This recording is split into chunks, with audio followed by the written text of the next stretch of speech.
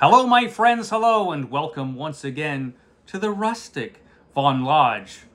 Yes, I'm at the Rustic Von Lodge once again because I have to finish up all that work I was supposed to finish up last weekend, but didn't. So here I am to finish up that work. But actually, I'm reading. So this is my weekend reading report where I talk about all the stuff that I read during the week. And I did read some things. I read a couple things. I finished a couple things, and I started another couple things. So let's talk about those things. This week, everything I read was all electronic. It was all on this thing or various other electronic devices. I don't even have any real books to show you. That sucks. Oh well. So I'll open up my magic tablet and we'll see what I read during the previous week. Okay, so every weekend, I'll count down, I'll go down the list of things that I finished for the 500 book challenge. The 500 book challenge, the challenge where I have to read 500 books that I own before I'll buy any new ones. And so I finished book 136. It was 136. So book 136 was this book. If I can get it straight in the right direction, there we go. This book, this is The Mighty Thor by Walter Simonson, Volume 4. So this is the fourth volume that collects Walter Simonson's magnificent run on Thor. I am reading every issue of Thor from the first run of Thor, which ran from the early 60s until the mid-1990s. And Walter Simonson's Thor was probably the highest high point of the series. Jack Kirby and Stan Lee's run was pretty magnificent, and it lasted a long time. But Walter Simonson's run probably reached the greatest heights of epicness for Thor. And this is the fourth volume of that run. Although before the middle of this volume anyway, that run sort of ended because Walter Simonson stopped drawing Thor and he was only writing Thor. And to replace him as an artist, he brought in Sal Buscema to draw the book. So I like Sal Buscema a lot. I like Sal Buscema. And Sal Buscema's work on Thor in these issues was pretty good. It was probably some of the best work I've seen Sal Buscema do. And like I said, I like Sal a lot. But he's no Walter Simonson. And so there's that.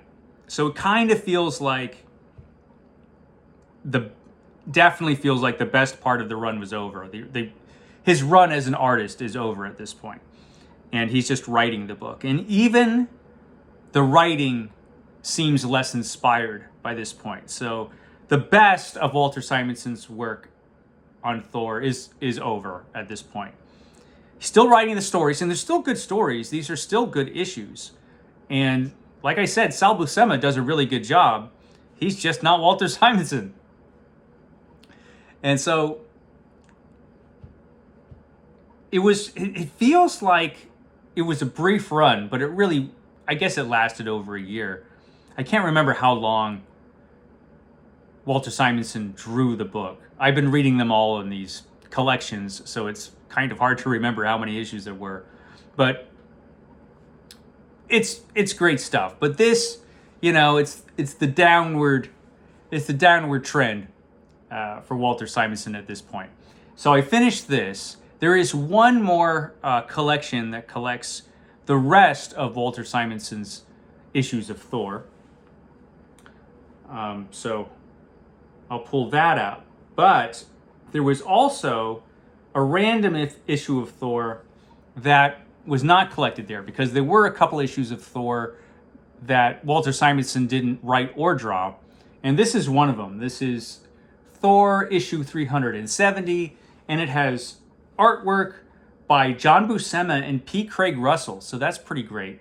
It was written by James Olsley. And it was this weird story about Thor and Loki battling in the Old West, which is interesting. It wasn't a bad issue. It was okay. It was okay. So I did read that. And there were also a couple Thor annuals that were not part of Walter Simonson's run that I wasn't able to find electronically. So I had to order those from a comic book shop. And those will be showing up at the Manor anytime. I think they were annuals 12 and 13, I think. And yeah, for some reason I couldn't find them electronically, but to be honest, I didn't look all that hard. So I will be getting those in the mail, and then I'll just read them.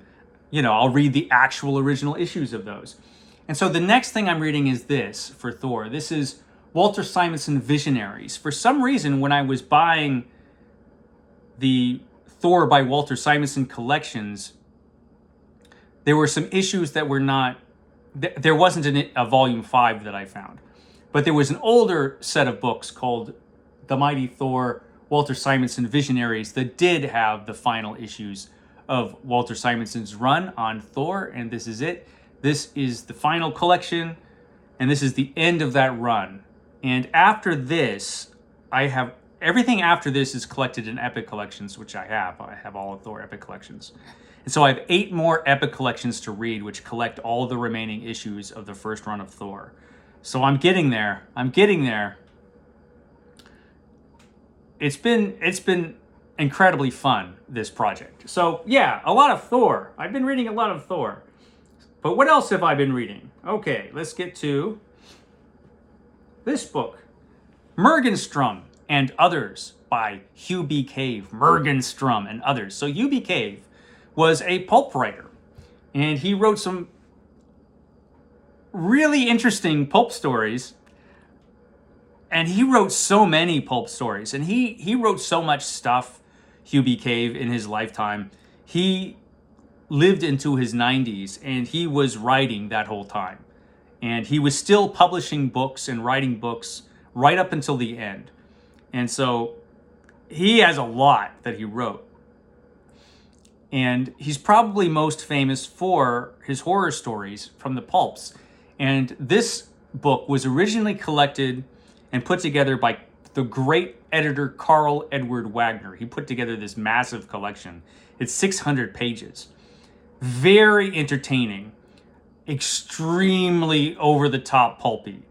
I mean, he took purple prose and made it an art form.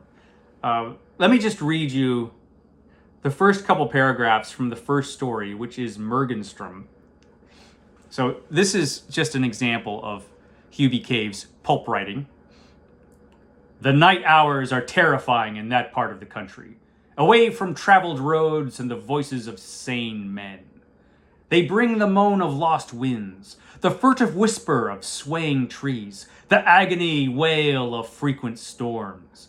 They bring madness to men already mad, and fear and gibbering and horrible screams of torment, and sometimes peals of wild, hideous laughter 1,000 times worse.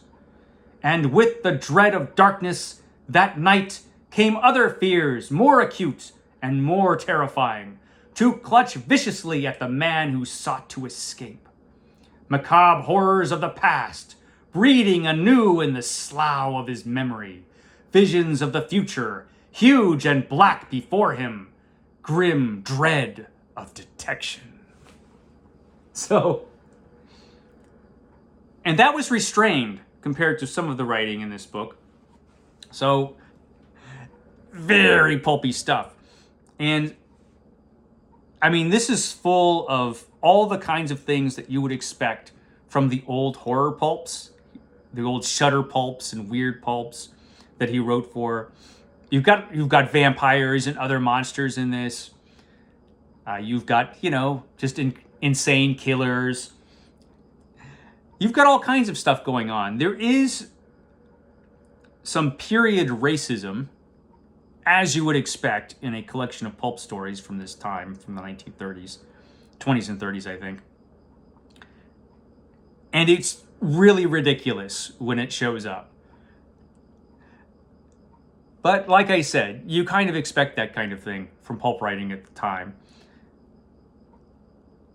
But so entertaining, these stories. And frequently these stories are completely ridiculous.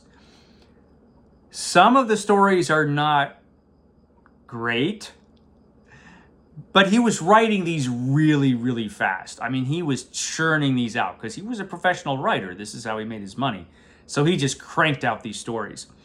And you can really see, though, in these stories that he was a talented storyteller. He had talent, this guy, Hugh B. Cave. And there are things in this book that are, even now, are shocking. There are things you're like, oh my goodness, is he going? Oh, he's going there. You know, he was just... So, I recommend this. It's old Pulp Fiction with all of the, all the bad and the good that comes with that. Very entertaining book. I do recommend it. Morgenstern and Others by Hugh B. Cave. It's big. It's 600 and something pages. But it was a lot of fun. I had a lot of fun reading this week. So this was book 137. 137. And so what am I reading now? Well, I just finished Morgenstern yesterday. Let's see if I can actually pull up what I'm reading now.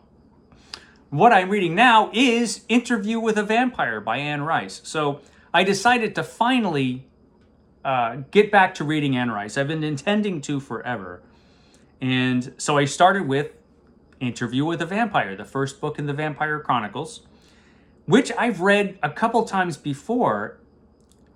And I think I remember it pretty well, but you know what? I think most of my memories of this story probably are from the film. Probably from the movie, because I saw the movie a few times for Interview with a Vampire. And so it'll be interesting to read the book again, because I know there's stuff in this book that I've forgotten.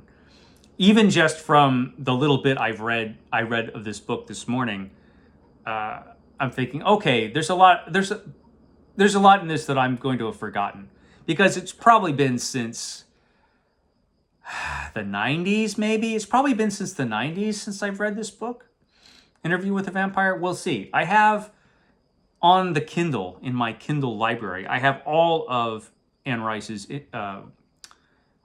Vampire Chronicles. I have them all.